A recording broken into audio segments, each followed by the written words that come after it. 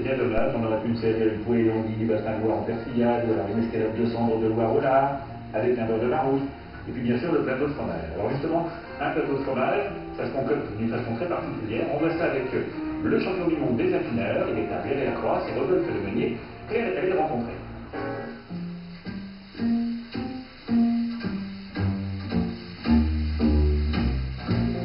Le métier d'affineur consiste à rendre fin les fromages.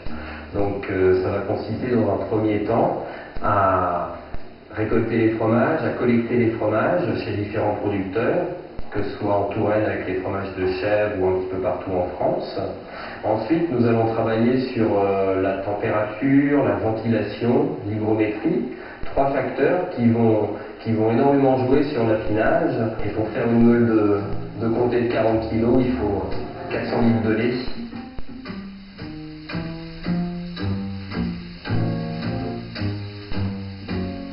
Ce qui fait le goût du fromage, c'est surtout ce que va manger l'animal.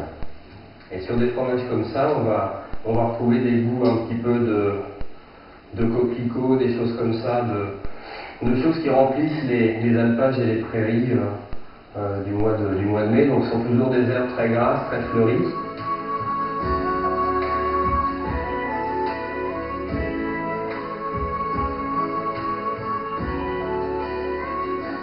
Un fromage affiné serré comme ça.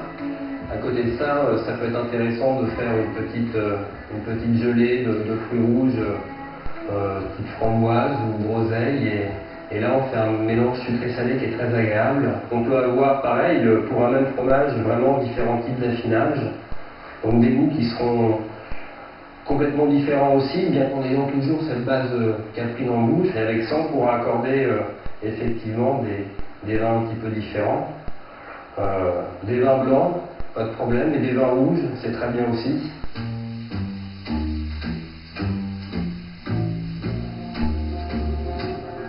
Avec un AOC Saint-Maur, et un goût à bon verre de Nico, notamment à Vouvray. La transition est toute trouvée, nous voilà justement à Vouvray.